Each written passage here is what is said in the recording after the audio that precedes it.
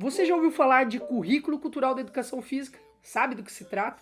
Este currículo se baseia nas teorias pós-críticas e multiculturais. Surgiu a partir da escola. Alguns professores e algumas professoras que buscavam trabalhar a educação física a partir da área de linguagens, que é a área em que a educação física está inserida pelos documentos oficiais na escola, organizavam suas aulas para que fossem além das atividades e pudessem trazer reflexões sobre a cultura corporal, não somente o fazer pelo fazer.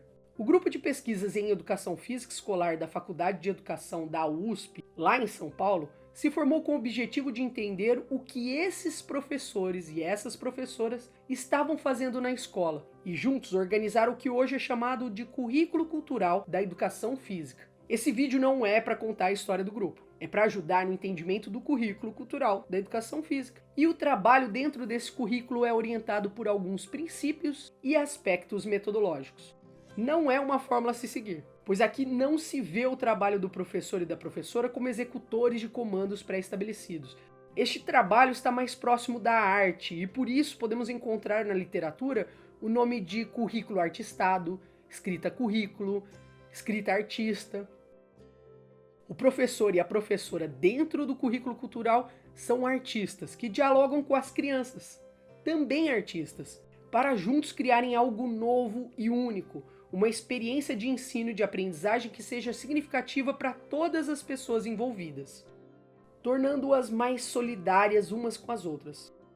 Este vídeo vai optar por explicar os princípios e a metodologia a partir de um relato de experiência que também é uma dissertação de mestrado. Para entender esse vídeo não precisa ler a dissertação, isso é somente para quem quer se aprofundar mais. Tudo bem? Então vamos lá. Esse relato diz respeito a 22 dias, que tem como registro 22 diários de aula, com uma turma de segundo ano do ensino fundamental, crianças de 7 e 8 anos na sua maioria. Comecei como professora dessa turma no início de 2023, quando ainda não tinha começado a pesquisa, mas já estava tentando entender o currículo cultural da educação física.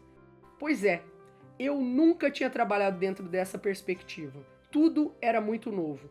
Meu primeiro contato com esse currículo foi em 2020, quando comecei a fazer lives com o professor Dr. Marcos Neira, um grande divulgador e estudioso deste currículo.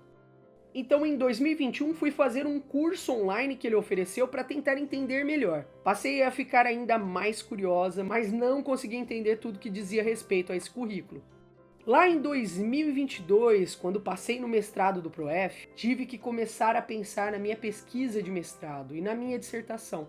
E para mim seria bem mais confortável propor alguma pesquisa sobre circo e educação física. É um tema que eu já estudo há muito tempo e até já tenho uma monografia escrita sobre esse tema. Seria bem mais fácil. Mas meus professores, especialmente o professor Dr. Osmar Souza Júnior, fez uma provocação dizendo que a dissertação não era para estudarmos o que já sabíamos, mas que o interessante era nos desafiarmos a estudar o que gostaríamos realmente de aprender. Foi aí que o currículo cultural da educação física apareceu como tema. Deu muito trabalho, mas como o Osmar tinha adiantado, valeu muito a pena. Mas, peraí, por que nós estamos aqui? Ah, é para fazer o relato. Às vezes eu vou fazer essas voltas, mas tem um objetivo, tá? Tudo isso foi para dizer que eu não tinha experiência com o currículo cultural da educação física. Comecei a estudar recentemente, então em 2023, quando fui colocar as aulas em prática, ainda estava aprendendo. Na verdade, continuo aprendendo até hoje. Minha meta é não parar de aprender. O projeto se desenvolveu no segundo semestre de 2023, mais precisamente no dia 24 de julho, quando retornamos do recesso. Isso influenciou muito no tema a ser trabalhado nas aulas de educação física. A primeira coisa que precisava fazer era definir um tema para nossos estudos, e normalmente o aspecto metodológico que ajuda muito é o mapeamento. Pelo currículo cultural, o mapeamento acontece a todo momento e não necessariamente deve ser a primeira coisa a acontecer. Mas aqui, nesse trabalho, foi o que ocorreu.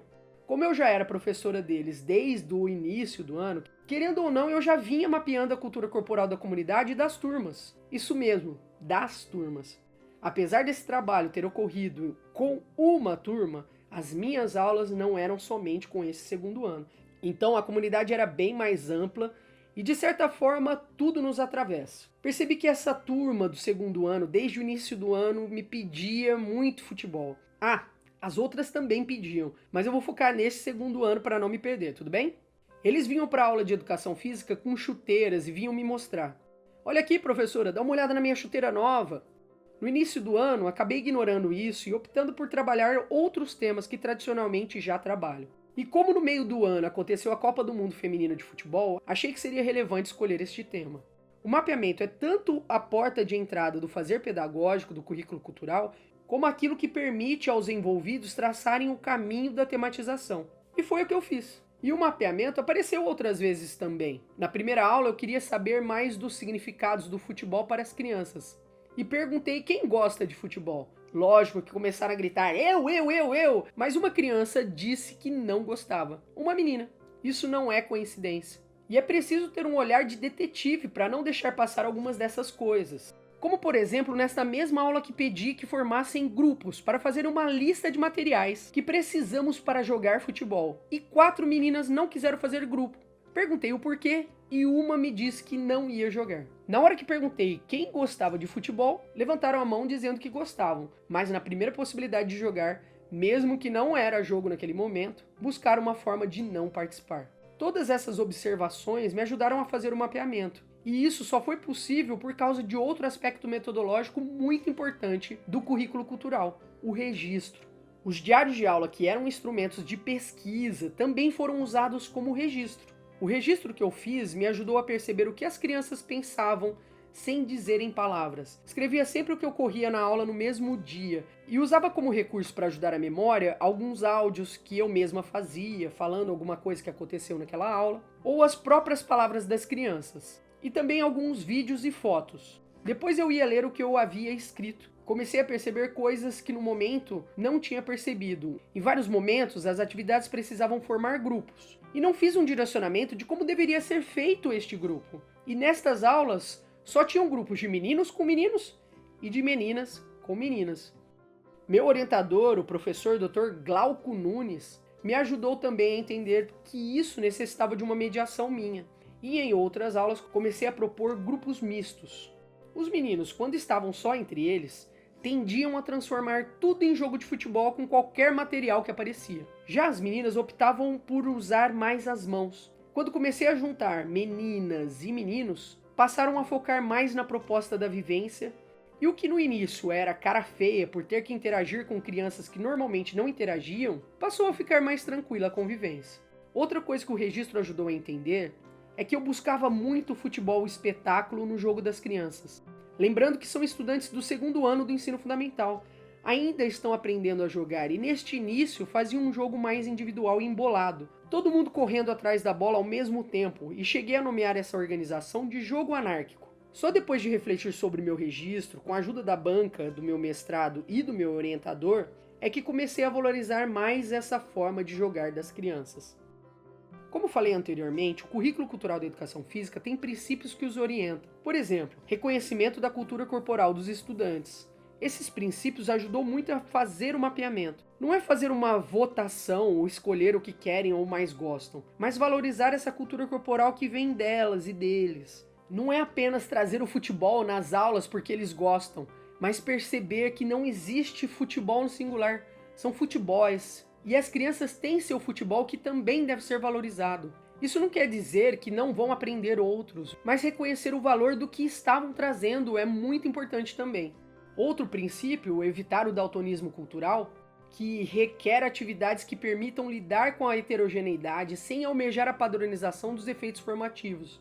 É bem difícil não querer colocar tudo em caixas e padronizar a forma de jogar das crianças. Mas este princípio vem nos lembrar da importância da diferença. É a partir dela que ocorre a troca. E já que falamos do jogo, é preciso dizer que a vivência também é parte das orientações pedagógicas. E não se busca a partir dela uma performance padronizada. Então aquele jogo das crianças dialoga muito bem com a proposta. E na segunda aula, depois de visitar os espaços da escola, que começou lá na primeira aula, em que eu buscava fazer um mapeamento com a turma para ver quais os espaços nós temos para nossas aulas. Nós tínhamos acabado de voltar das férias e precisávamos fazer esse reconhecimento, pois algumas coisas tinham mudado na nossa escola. Temos o privilégio de contar com um espaço ao lado da nossa escola que tem um campo de futebol, e quando fomos até lá, propus que as crianças fizessem grupos para fazer algum jogo parecido com o futebol. 2 grupos fizeram chutes a gol, Eles chamaram de pênalti. Era um grupo só de meninos. Um grupo de meninas queria fazer o futevôlei, mas estavam com dificuldade e acabaram jogando mais com a mão e menos com o pé. Já outro grupo, só de meninas, resolveu fazer batata quente, passando a bola de mão em mão. Lá no nosso terceiro encontro, os grupos apresentaram o que fizeram para os outros grupos também fazerem.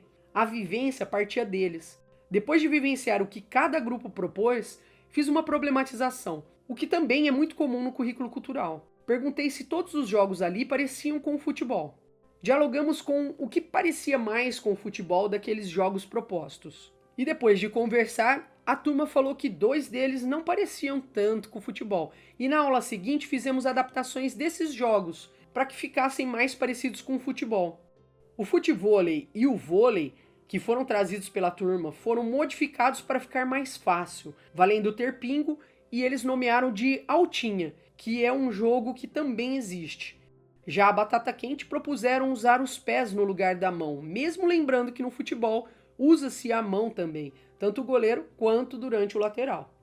Lá na aula 6, aconteceu um fato interessante. Eu, como professora, tinha planejado conversar sobre a aula anterior para em seguida irmos para a quadra fazer mini-jogos. E os alunos começaram a contar lances que aconteceram na aula anterior em que fizemos o jogo de futebol no campo.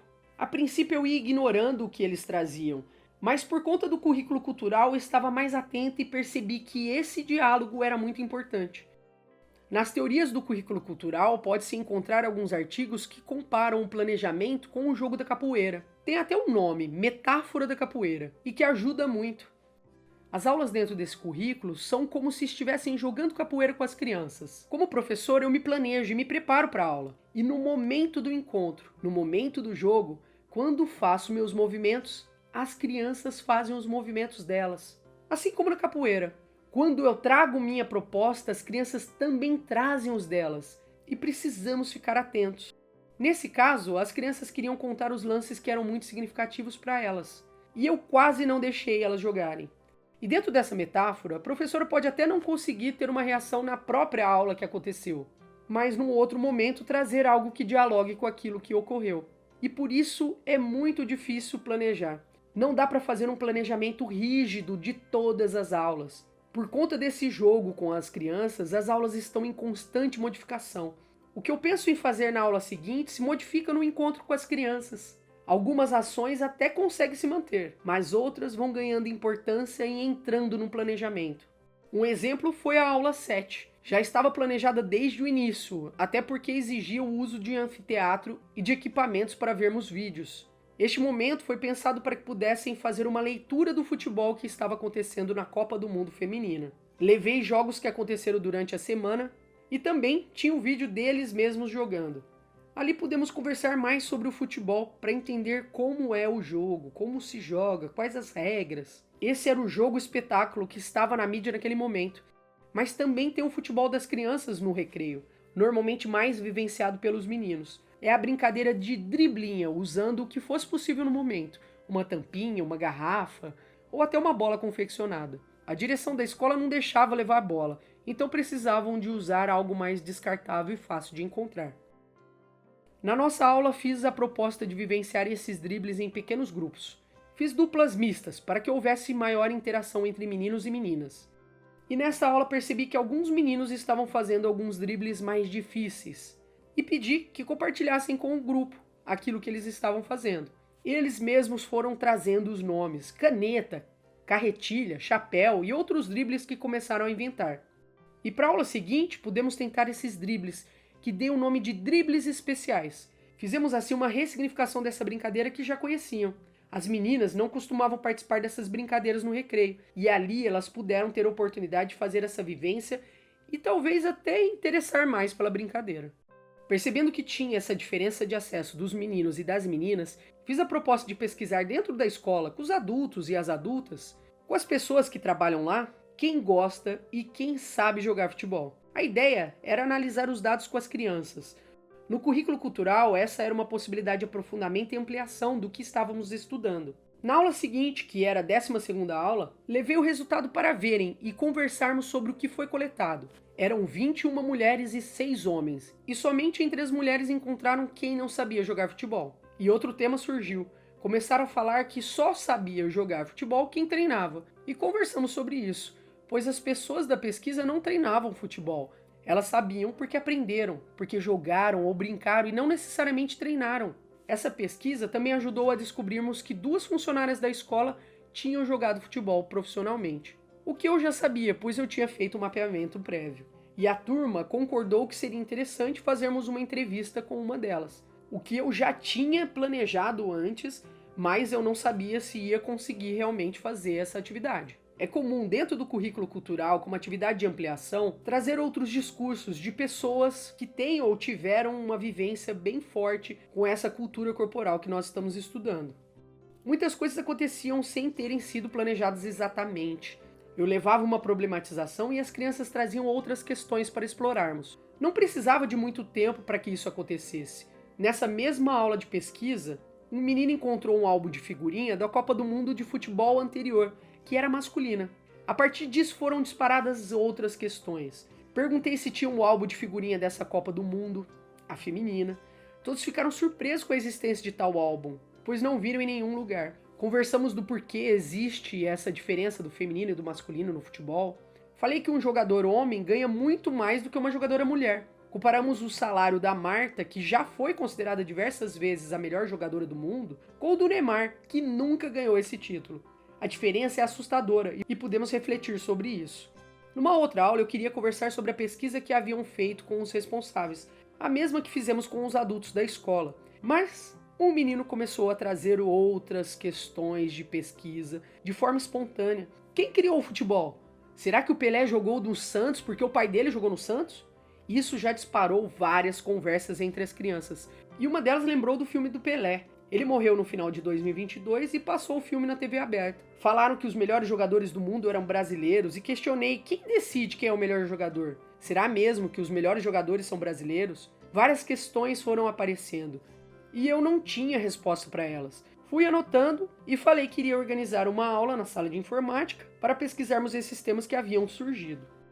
Essa aula ilustra bem a metáfora da capoeira. Eu fui para a aula para conversar sobre as pesquisas que tínhamos feito e ali as crianças trouxeram outros temas a ser explorado. No momento da aula é difícil ver o quanto essa participação é significativa e importante. Se buscasse o silêncio a qualquer custo para fazer o que tinha planejado, tinha perdido uma oportunidade incrível. Somente lá na 15ª aula que pudemos fazer a pesquisa e eu organizei as crianças em duplas mistas. Imprimi todas as perguntas que foram feitas na aula e entreguei uma pergunta para cada dupla. A sala de informática tinha alguns problemas que atrapalharam essa pesquisa. Como são estudantes que ainda estão em processo de alfabetização, não sabem ler muito bem. Estava pensando em pesquisar em vídeos, mas os fones de ouvido estavam danificados. E o som que saía era bem baixo. Precisei ajudar cada grupo de uma forma. Aquelas crianças que sabiam ler bem foram fazendo a pesquisa com mais facilidade com a sua dupla. E ajudei aquelas que tinham maior dificuldade.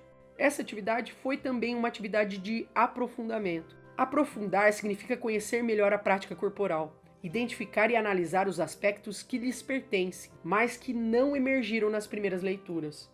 No nosso encontro seguinte, fomos conversar sobre a pesquisa que fizemos, e para ajudar eu fiz um slide com as perguntas e em seguida eu coloquei algumas respostas que eu havia pesquisado para ajudar eles. Então pedia para aqueles que tinham pesquisado o tema falassem para o grupo o que acharam, e em seguida eu complementava com aquilo que eu levei no slide. Foi uma dinâmica que ajudou bastante e pudemos explorar mais o que foi pesquisado.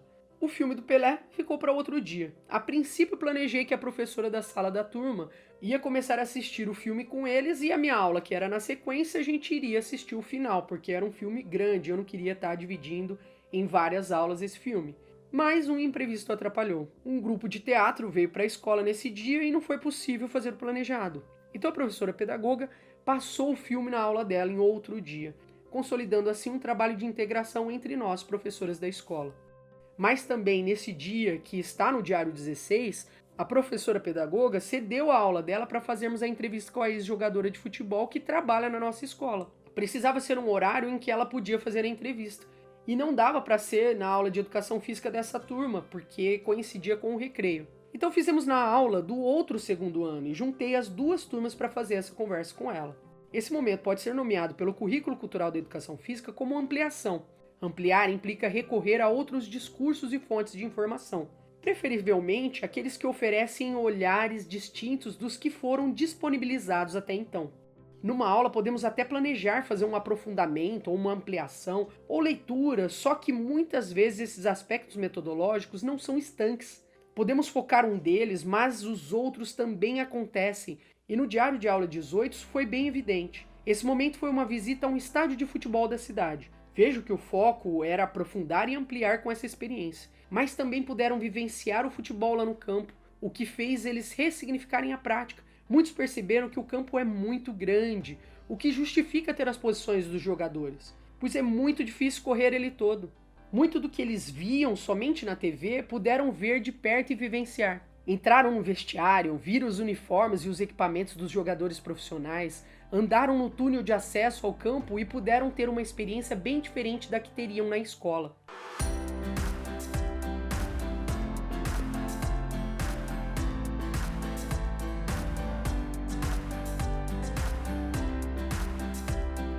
Essa visita eu tinha planejado lá no início, pois eu tinha visto em um relato de experiência do grupo de pesquisas em educação física escolar que uma professora tinha feito isso na cidade dela, mas eu não sabia se ia conseguir.